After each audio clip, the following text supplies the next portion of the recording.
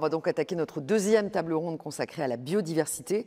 Alors j'ai retenu deux informations, deux images dans l'actualité récente. Début septembre à Marseille, l'Union internationale pour la conservation de la nature dévoilait au cours de son congrès mondial sa traditionnelle liste rouge des espèces animales et végétales en voie de disparition. Et j'ai retenu que le dragon de Komodo pourrait disparaître de la surface de la planète, son territoire menacé par la montée des eaux.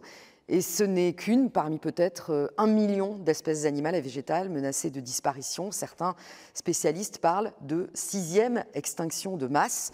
Et 7 jours plus tard, plusieurs dizaines de milliers de chasseurs défilaient en France.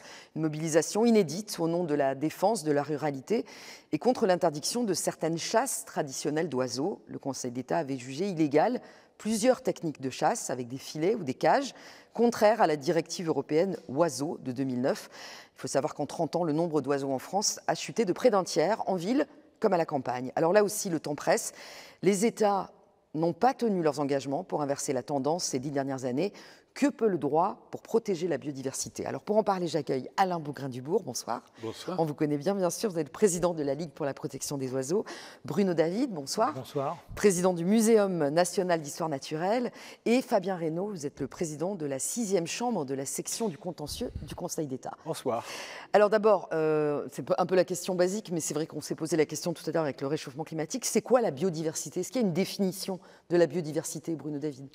Alors, je vais vous répondre par une question. Pourquoi on n'utilise pas le mot biosphère, finalement, plutôt que biodiversité? C'est un mot plus ancien. Simplement parce que biosphère, c'est statique, c'est comme hydrosphère. Hydrosphère, ça ne nous dit rien du cycle de l'eau, finalement. Biosphère, c'est l'ensemble du vivant? Biosphère, c'est l'ensemble du vivant sur la planète, mais vu de manière statique. Biodiversité, c'est un terme qui est polysémique. Alors scientifiquement, on peut mettre beaucoup de choses derrière, qui sont plus ou moins compliquées. On peut parler de richesse, c'est-à-dire d'un nombre d'espèces, d'abondance, combien j'ai d'individus dans chaque espèce, de rapport d'abondance, est-ce que j'ai des espèces rares, des espèces plus fréquentes, enfin plus nombreuses. Je peux peser les espèces, combien pèse le vivant sur Terre? Alors là, je pourrais vous en parler pendant un bon moment. Ça serait peut-être un petit peu trop long. Mais combien pèse le vivant? Qu'est-ce qui pèse le plus lourd dans le vivant sur Terre? Vous voyez, on peut se poser ces questions-là. On peut regarder les gènes, on peut regarder les relations au sein des écosystèmes. Tout ça, c'est la biodiversité. On va éclairer le même objet avec des projecteurs de couleurs différentes qui, chacun, vont nous donner une information particulière sur ce qu'est la biodiversité. Et par rapport à la biosphère, on peut aussi regarder la biodiversité à différentes échelles spatiales, ce qui est très intéressant. On peut regarder la biodiversité des oiseaux, on ne peut pas regarder la biosphère des oiseaux, on n'en parle pas comme ça. On peut regarder la biodiversité dans une mare, dans une flaque, dans un étang, dans une mer. C'est pas que le nombre d'animaux, le nombre d'espèces, c'est vraiment l'ensemble des relations. C'est partie de la biodiversité. L'homme fait partie de la biodiversité. C'est très polysémique, c'est-à-dire qu'on peut regarder combien il y a d'espèces, ce que les scientifiques appellent la richesse. On peut regarder combien il y a d'individus dans les espèces. On parle à ce moment-là d'abondance. On peut regarder s'il y a des espèces rares ou des espèces fréquentes. Là, ce sont des rapports d'abondance. On peut peser tout cela et on parle de biomasse. Tout ça, c'est la biodiversité. Donc c'est un concept qui est beaucoup plus riche que celui de biosphère, puisqu'il inclut tout cela. Alors, c'est un petit peu frustrant parce que c'est compliqué. Mais la réponse que j'ai, c'est que la vie est complexe. On n'y peut rien, la vie, elle est compliquée. Il faut faire avec cette complexité. Et je vais, désolé pour vous peut-être, mais derrière cette complexité, il y a également de l'incertitude. Il faut accepter cette incertitude. Le vivant n'est pas une machine, le vivant n'est pas prédictible. On ne peut pas plonger le vivant dans un monde complètement déterministe et le mettre en équation. Il faut accepter cette incertitude liée à la biodiversité, à ce qu'est intrinsèquement la vie. Alors justement, ça m'intéresse ce que vous dites quand vous dites l'incertitude. On se rend bien compte qu'on vient de parler pendant 20 minutes du réchauffement climatique avec des objectifs chiffrés, réduire les gaz à effet de serre, etc. Pour la biodiversité, est-ce qu'on a un engagement du même ordre en disant il faudrait d'ici 2050 ne pas perdre plus de X millions d'espèces d'oiseaux ou d'animaux? On est contraint comme ça par des directives? Alain Bougrain-Dubourg. Les sommets de la Terre nous y engagent. Rappelez-vous, en 2002, le fameux sommet de la Terre à Jobourg, le président Chirac qui dit « la maison brûle et on regarde ailleurs », eh bien, à ce moment-là, le sommet de la Terre va proposer, et c'est ratifié par les États, une chose formidable. On va stopper la perte de la biodiversité avant 2010. Et moi, j'étais à Nagoya en 2010, c'était pathétique. Et aujourd'hui, au moment où je vous parle, il y a un déclin qui s'accélère toujours, et encore. Alors, je crois qu'il y a une chose, puisque vous avez parlé du climat et de la biodiversité, d'abord, je rends hommage au Conseil d'État de rehausser la biodiversité au niveau du climat. Mais pourquoi Ça ne marche pas, la biodiversité. Parce que quand vous regardez le climat, on identifie très clairement les événements qui s'accélèrent, les tempêtes, les inondations, les sécheresses, la violence. Et en face, on est citoyen, on est collectivité, on est scientifique, on est magistrat, que sais-je, on a des réponses. On fait de l'économie d'énergie, on fait de l'isolation thermique, on fait que sais-je encore. Quand vous regardez la biodiversité, mais si l'outarde canepetière, le vison d'Europe ou je ne sais quelle espèce, la tortue d'Hermann, affectée par les incendies, disparaissent, on ne savait même pas qu'ils existaient. C'est effrayant.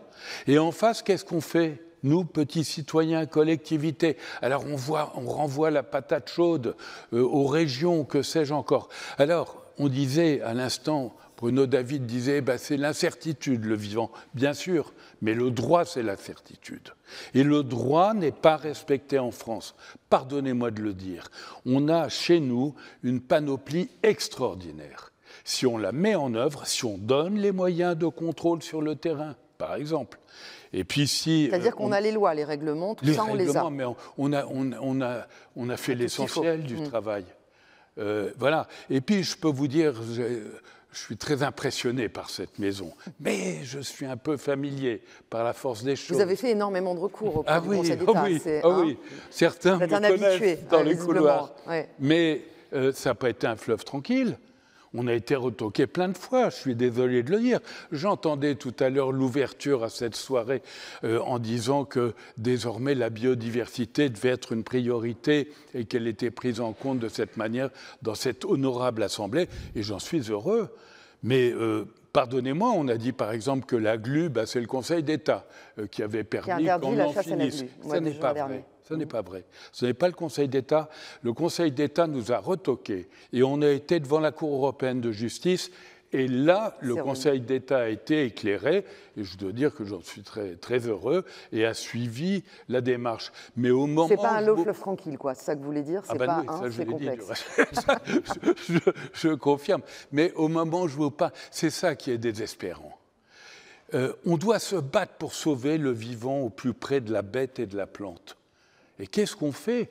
On s'accommode des mauvaises habitudes, des lobbying, pardonnez-moi de le dire. Cher Alain, je rajouterais les micro-organismes aussi. Et les micro-organismes qui sont essentiels, notamment pour faire vivre la Terre, on est d'accord. Mais au moment où je vous parle, on est en train d'initier les chasses traditionnelles qui ont été jugées par le Conseil d'État, et actuellement, vous avez le ministère de la Transition écologique qui fait une consultation pour prendre 4 dispositions pour réautoriser certaines de ces Mais c'est scandaleux. Mais vous allez les attaquer à nouveau. Oui, mais on a mieux à faire, et les juges ont mieux à faire que ce genre de petite méthode qui n'est pas satisfaisante. Et puis un dernier point, pardonnez-moi d'être peut-être un peu long. C'est de l'incompétence, mais je ne comprends pas comment il a fallu aller 13 fois dans cette maison pour faire retoquer chaque année le fait que les chasseurs, on leur donnait l'autorisation de chasser au mois de février, alors que biologiquement, la chasse devait fermer, et juridiquement au 31 janvier. Chaque fois, les ministres qui ont pris ces mesures ont été retoqués 13 fois de suite. Moi, je ne sais pas, mais un citoyen, il fait une bêtise, il est condamné. Il recommence la même bêtise, on va alourdir la peine. Il recommence, il peut se retrouver en prison. Et l'État, non. 13 fois de suite pour la même cause. On a des jugements devant les tribunaux administratifs dans les Pyrénées, le grand tétras, alors que c'est un animal qui est à l'agonie, qui a un plan national d'action, c'est-à-dire qu'on met en œuvre des moyens financiers et techniques pour le sauver, on continue de le chasser dans les Pyrénées.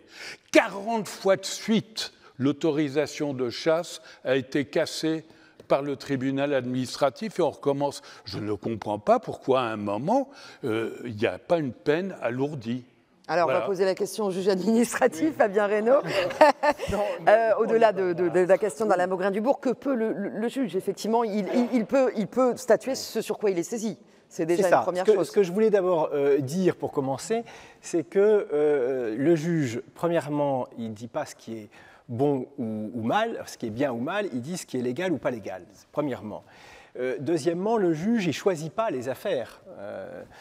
Il juge les affaires qui lui sont apportées par les requérants. Et les requérants, ça peut être les individus, ça peut être les associations, ça peut être les entreprises, ça peut être les collectivités. Donc je crois que c'est important d'avoir ça en tête, c'est-à-dire que le juge, il ne choisit pas les affaires, il tranche celles qui lui sont apportées par les requérants. Et c'est vrai que M. Bougrain-Dubourg a alimenté beaucoup le prétoire du Conseil d'État et des tribunaux administratifs, et puis il juge en droit. Alors, c'est vrai que, vous l'avez dit, la biodiversité n'est pas définie dans un texte de manière précise. Mais il y a un certain nombre de textes qui ont été adoptés, et je crois, il faut le reconnaître, d'abord dans la sphère européenne, la première directive oiseaux de 1979, la deuxième directive de 2009, la directive Habitat. Naturellement, il n'y a pas que les textes européens, mais c'est vrai que beaucoup a été apporté dans le domaine de la biodiversité par les textes européens qui ont été transposés en droit national et qui sont invoqués devant le juge, notamment dans les affaires de chasse. C'est la directive oiseaux qui est invoquée, et c'est au regard des exigences de la directive oiseaux que le Conseil d'État se prononce. Et c'est vrai qu'il y a eu un certain nombre de décisions qui ont été rendues, notamment dans les années 90, pour faire respecter les dates de chasse et pour faire en sorte que les oiseaux ne puissent plus être chassés pendant la période de reproduction. Ce que disait Alain Bougrain-Dubourg, c'est qu'à chaque fois qu'il y a un nouvel arrêté, en fait, voilà, le juge doit se repencher dessus. Alors, ce qu'il y a, c'est la particularité aussi de la matière. La particularité de la matière de la chasse, c'est que chaque année, la chasse doit être autorisée. Ouais, donc, c'est saison par saison. C'est toujours un décret. Donc, c'est des arrêtés qui sont pris chaque année par le ministre. Et c'est vrai que lorsque les autorités ministérielles ont voulu dépasser les limites des dates autorisées, il y a un certain nombre de requérants qui ont saisi le juge qui ont gagné à chaque fois, et qui ont gagné, y compris en référé, ce qui a permis d'avoir des décisions très rapides et de faire en sorte que les dépassements puissent en pratique ne pas avoir lieu. Mais ce que je voudrais dire, parce que je crois que c'est important, c'est que la difficulté du travail de juge en matière de biodiversité, c'est évidemment d'appliquer les textes, ça c'est un travail relativement simple pour le juge, mais c'est surtout de faire un travail de balance entre les textes qui protègent la biodiversité et les textes qui, par exemple, permettent que des exceptions soient faites pour développer un certain nombre d'activités économiques, développement des transports, etc. Je prends quelques exemples très rapidement, parce que la directive Habitat, par exemple, interdit de perturber de quelque manière que ce soit les espèces protégées. Mais la directive Habitat elle-même prévoit une exception, qui est qu'on a le droit de porter atteinte aux espèces protégées, nous dit la directive transposée en droit français, lorsque une raison impérative d'intérêt public majeur permet qu'il soit porté atteinte à cette protection de la biodiversité. Et là, toute la difficulté pour le juge... Ça peut être quoi, par exemple? Voilà, c'est ça. Toute la difficulté pour le juge, ça va être de parvenir à faire une bonne balance, un bon équilibre. Alors, on a régulièrement des affaires qui nous sont amenées à propos, par exemple, de la construction d'une route, où on vient nous dire « Ah oui, mais la construction de la route est justifiée par des raisons de sécurité routière. » Et là, on doit apprécier si les raisons qui sont mises en avant sont suffisamment solides, étayées, et notamment étayées de manière concrète. Car ce que je voudrais souligner, c'est que le juge, contrairement à ce qu'on croit, il ne se prononce pas de manière éthérée au regard d'un droit qui serait dans l'empiré. Il regarde au regard d'affaires concrètes. Donc d'éléments concrets qui lui sont apportés par les requérants qui attaquent, par l'administration généralement qui est en position de défendre la décision qu'elle a prise, et puis aussi par les experts. Et on y reviendra peut-être, un certain nombre de contentieux en matière, pour ce qui concerne certains animaux protégés, le loup, l'ours, qui sont dans la protection, posent des problèmes, notamment pour les éleveurs. Et donc, l'administration doit trouver l'équilibre entre la protection et la nécessité d'éviter que les troupeaux soient attaqués. Et là, quand le juge est saisi, quand on vient lui dire 12% de prélèvement annuel sur une population de loups, c'est trop, le juge, comment peut-il se prononcer? Il le fait grâce généralement à l'expertise qui est l'expertise du muséum et qui peut regarder de manière très approfondie, très précise, quel est l'état de la population de loups en France, quel est le niveau de sa stabilité, de sa solidité, j'allais dire, et au regard de cela, quel est le niveau possible de prélèvement admissible. Donc vous voyez, c'est ces éléments très concrets que le juge va devoir trancher en essayant de rechercher le bon équilibre. Bruno David, justement, vous trouvez que cet équilibre, il se fait, que les juges entendent ces questions-là, qu'il y a quand même une évolution qui apparaît sur la jurisprudence de l'environnement et des décisions du Conseil d'État? Alors, si on est très optimiste, oui, on peut dire qu'il y a une évolution qui est positive. La tendance, elle est globalement positive. Alors, on peut regretter que la pente de la courbe ne soit pas suffisante, c'est-à-dire qu'on n'aille pas suffisamment vite dans cette tendance. En ce qui concerne le loup, une population génétiquement stable de loups en France, c'est 2000 loups. Donc, on est loin des 2000 loups. Ceci dit, les frontières n'étant pas étanches, on peut inclure un certain nombre de loups suisses ou de loups italiens là-dedans. Donc c'est bien de ne pas ériger des frontières entre nos pays, en tout cas en ce qui concerne les loups. Pour les humains aussi d'ailleurs, c'est mieux. Et donc on peut dire ça, parce que là on sait scientifiquement ce que ça donne. En termes de prélèvement, c'est très difficile, et là aussi c'est peut-être difficile d'avoir des décisions juridiques, parce qu'en termes de prélèvement sur les loups, quand on essaye de faire des prédictions sur du long terme, on n'y arrive pas. C'est-à-dire qu'on va dire on va prélever tant de pourcents de loups sur une population, mettons, de 500 loups en France. Et les premières années, on sait ce que ça donne. Mais si on prolonge sur une durée plus longue, on ne sait pas si on va avoir un emballement finalement de la population de loups qui va continuer de se développer, ou si au contraire, elle va devenir à zéro. Et ça, on est obligé de le dire aussi. C'est le principe d'incertitude dont je parlais tout à l'heure, qui est que la vie, c'est quelque chose de compliqué, qu'on peut difficilement la mettre en équation et que c'est difficile de faire des prédictions sur un long terme ou sur un moyen terme. Il faut l'accepter. Donc, quand il faut prendre une décision juridique, ce n'est pas forcément simple de la prendre dans ces conditions. Je suis désolé, mais en tant que biologiste, je suis obligé de vous dire que la vie, c'est compliqué. Le droit aussi, c'est compliqué d'ailleurs. Et puis, en plus, tout cela interagit beaucoup, parce qu'on parlait de différents compartiments de la biodiversité. On parle des oiseaux, mais les oiseaux sont liés bien sûr aux insectes, sont liés à l'occupation des espaces. Tout ça interagit beaucoup de manière extrêmement fine. Un écosystème, un seul écosystème, c'est déjà éminemment compliqué. Mais ceci dit, cette complexité ne doit pas nous paralyser. C'est ça, parce qu'on pourrait se dire... Parce que sinon, on ne va plus rien faire. Donc il ne faut pas être paralysé par ça. Il faut quand même l'accepter, il faut se la coltiner, en quelque sorte. Il faut accepter de jouer avec. Les scientifiques sont là pour accompagner, d'ailleurs, là-dedans. Mais pour autant, ça ne doit justement donc pas nous paralyser, ça ne doit pas bloquer l'action. Est-ce que vous trouvez que le juge, en général, que le droit vous aide finalement, est quelque chose qui va vous accompagner, sur lequel on peut s'appuyer, est un outil utile, et ça, il y a une sensibilisation de la société et aussi de la justice? À partir du moment où on est dans une société organisée, qui est organisée par des règles, il faut qu'on ait ces règles, et c'est au droit de dire ces règles. Maintenant, le droit doit s'appuyer, comme le disait M. Reynaud, sur des experts, dont ceux du muséum. Vous trouvez que ça ne va pas assez vite, comme Alain? Moi, je ne vais jamais trouver que ça va assez vite. Hein. De ce côté de la table, je pense qu'on ne va pas trouver que ça va assez vite. Ça, c'est... La frontière passe quelque part par là. Alors, je ne sais pas où vous êtes, de quel côté de la frontière vous Moi, je suis neutre, j'arbitre. Alain Bougrain-Dubourg. Il y a deux choses qui nous tirent vers le haut par bonheur. C'est le droit que l'on connaît notamment dans cette maison, et c'est incontestablement l'Europe. Très bien. Voilà. Ouais.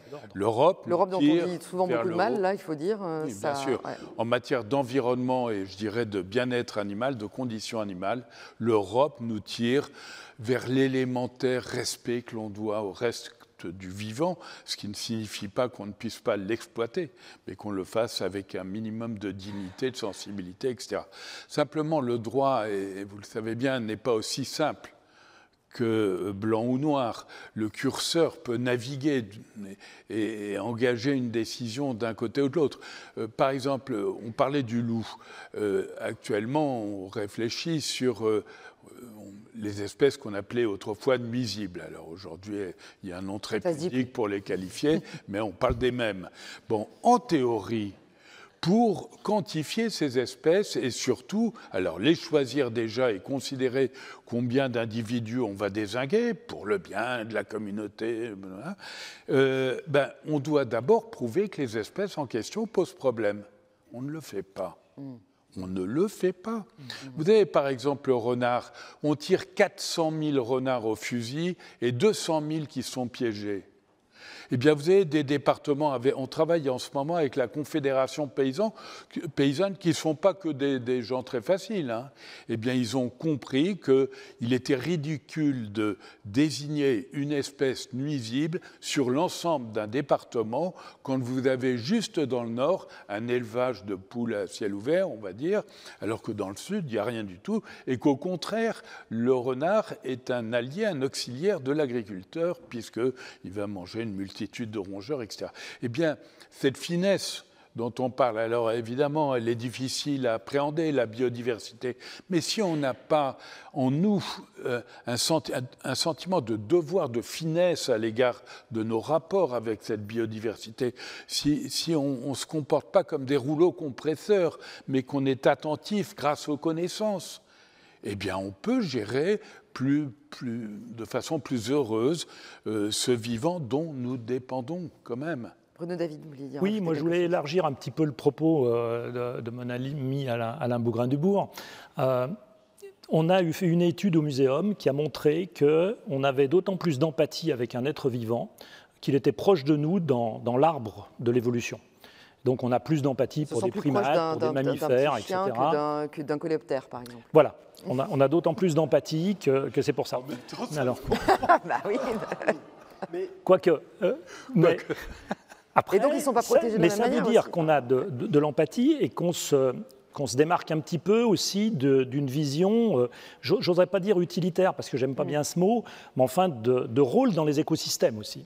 Donc il faut aussi savoir dépasser ce sentiment d'empathie pour être aussi un peu dans la rationalité scientifique, on en a besoin pour dépasser cela. Il y a une exception quand même, on aime bien les arbres, alors que phylogénétiquement, donc dans l'évolution, nous sommes très très loin des arbres, mais on aime bien les arbres parce qu'ils sont assez gros. Et en ce moment, on n'aime pas bien les virus, mais je ne sais pas pourquoi.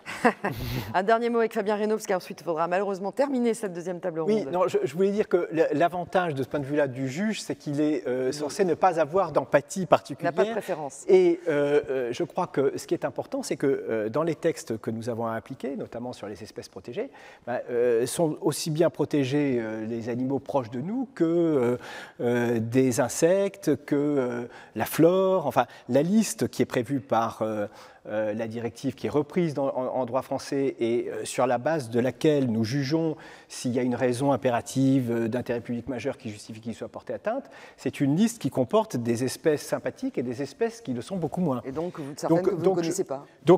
Exactement. Et donc je crois que ça c'est un élément qui est très important parce que je crois que toute la difficulté de ces questions de biodiversité, et là c'est assez différent, vous le disiez en introduction, des questions de changement climatique, oui. Etc., c'est qu'on est à la fois dans une problématique évidemment qui est macro, comme on dirait en économie, parce que ça concerne la planète entière, mais qui est en même temps très micro, qui est en permanence confronté à des projets très concrets et dont chaque porteur de projet, évidemment, considère que son projet est essentiel et dans une certaine mesure, ça se comprend, il a raison. Et donc toute la difficulté, ça va être d'arbitrer entre cette protection qui vient d'en haut, si j'ose dire, et des projets très concrets dont on ne peut pas dire à chaque fois « non, vous ne pouvez pas le faire ». Donc il faut trouver le bon équilibre. Il y a eu l'histoire du pic Prune dans l'ouest de la France, donc ce petit scarabée qui a quand même bloqué la construction d'une autoroute pendant un certain temps. Oui. Et l'autoroute a fait un détour parce que c'est une espèce protégée. Et donc, le juge a pour le coup, il n'y avait pas beaucoup d'empathie parce qu'il n'est pas très beau. Il est moche, voilà, c'est ça. Il est assez moche, hein, il faut reconnaître. Bon, merci, c'était passionnant. On pourrait encore parler pendant des heures, mais il faut qu'on enchaîne. Merci à tous les trois. Vous pouvez rester pour l'instant, vous pourrez partir pendant le petit jingle tout à l'heure. Dans notre troisième table ronde, on va se pencher sur la pollution de l'air et des eaux. Mais avant cela, on va retourner quelques minutes au lycée Léonard de Vinci à Levallois, dans la classe d'Aline Bellin. Elle enseigne l'option droit et grands enjeux du monde contemporain. Alors, je crois que la professeure est dans la salle avec quelques élèves. Je ne sais pas si elle est là. Voilà, alors on lui fait un petit bonjour. Et quand l'écologie est au programme de la terminale, voilà ce que ça donne.